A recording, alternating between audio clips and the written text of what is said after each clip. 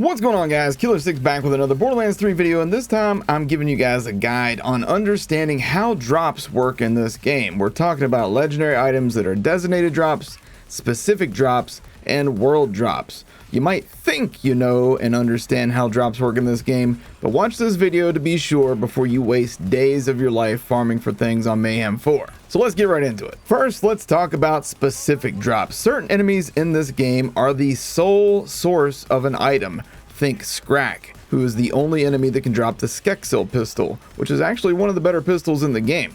Lavender Crawley is the only one that can drop the Predatory Lending. Mouthpiece is the only one that can drop the Mind Killer. There's dozens more examples like this, but basically what you need to know is that these are different from dedicated drops. Specific drops have one source and one source only, but dedicated drops can more easily be farmed from one enemy in particular, but they can also world drop still yet. For example, the Maggie and the Lyuda are designated drops from Tremendous Rex and the Cistern of Slaughter, but you can get both randomly as world drops from anywhere. I got a Maggie from a badass Terror Skull, for example. I've gotten multiple Lyudas from Gigamind and Graveword. The point is that with designated loot sources, you can focus on one particular enemy to go after that particular piece of gear. Another example would be the Hex Grenade. It can absolutely still world drop from any lootable source in the game, but if you want an enemy to farm that has it in their loot pool so you have a better chance of getting it, then go farm the Sky Bullies on the Anvil map on Eden 6. Now, why are designated drops important if you can just get those same items as world drops? Alright, well imagine this. Say you're working on a build for your character and you need just one more piece of gear to make the build, or maybe you're looking for a certain anointment to truly make your build shine. Sure, you could farm Graveword or Gigamind or whatever, but you might spend days farming them to randomly get the thing that you're looking for. Whereas, you could just go to the dedicated source and get it within a few hours. Also, designated drops work on all difficulty levels, whether you're on your first playthrough on normal mode with no mayhem modifiers on, or you're on True Vault Hunter mode with no mayhem, or you're on mayhem 1, 2, 3, or 4.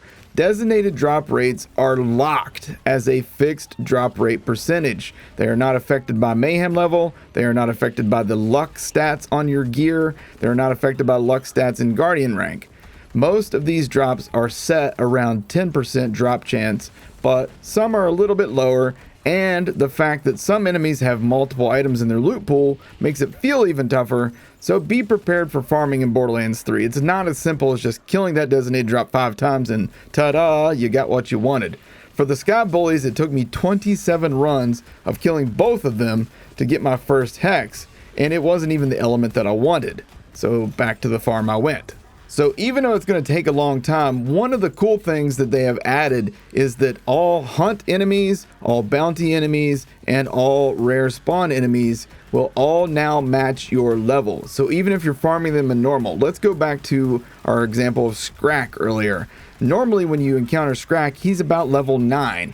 Now, if you go back there on, say, level 26, when you're in normal mode and you need a good pistol, you can go back to Scrack and he will be level 26, meaning that you can now farm him, get a new Skeksil, and make your playthrough even easier. Now, the main problem though at the moment when it comes to designated drops are the rare spawn enemies. If you're not familiar with what those are, I made a video guide showing the location of each of them and how to farm them. The problem is they live up to their title. They are rare spawns. For example, Road Dog in the Splinterlands. I farmed him 43 times yesterday to try and check out his loot pool after the patch, and I got no legendary items, even though we know that he specifically is the source for the Redline shotgun, if nothing else. And as a matter of fact, 33 times out of the 43 runs, he didn't even spawn in.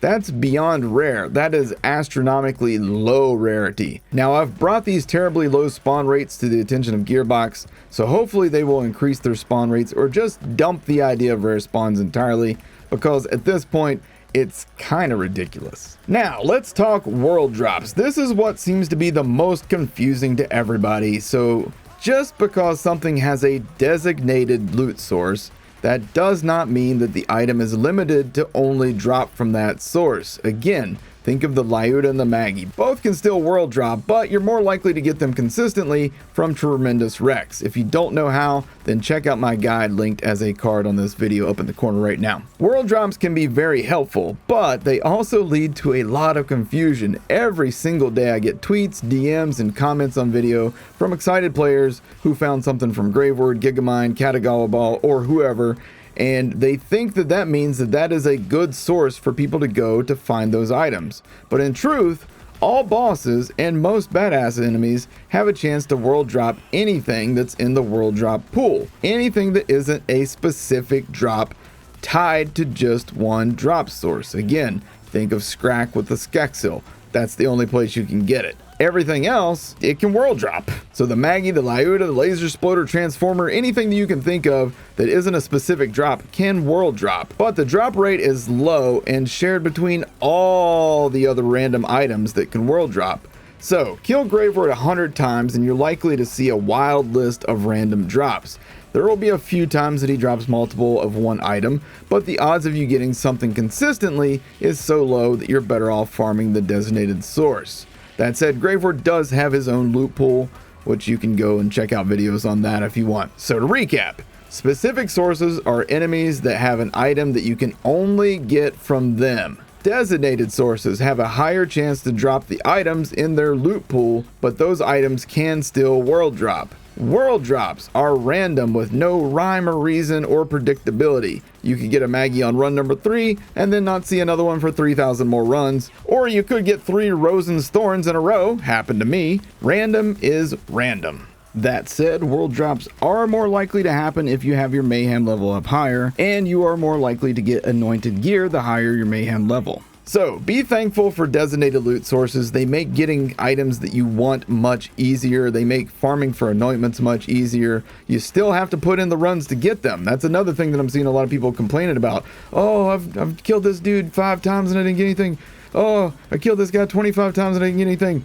Dude, that's farming. That's random. That's RNG in the game. This is Borderlands. That's how it's gonna work, man.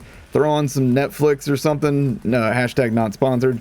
And just, you know, watch some videos or whatever while you're farming. Listen to some music while you farm. That's what I always like to do. Sometimes it's hours and hours of farming, but it beats just sitting at Graveward for a month straight, hoping that you get something that you want. I hope this information helps you guys better understand how drops work in this game. If you found this video helpful, then please take a second, tap the like button, hit share, send this out on Twitter and Facebook and all the other places, man. Let people know this is how drops work, because I see a lot of confusion in the comment section from people who think that because something has a designated drop that I'm saying that it can't world drop, and that's just not the truth. If you already knew this information, then let me know in the comment section below how many times you've had to try and explain to people that the drop that they reported was a world drop. I expect to see some huge numbers from you guys down there. Thank you guys for watching. Be sure to hit subscribe for more. Take care, guys.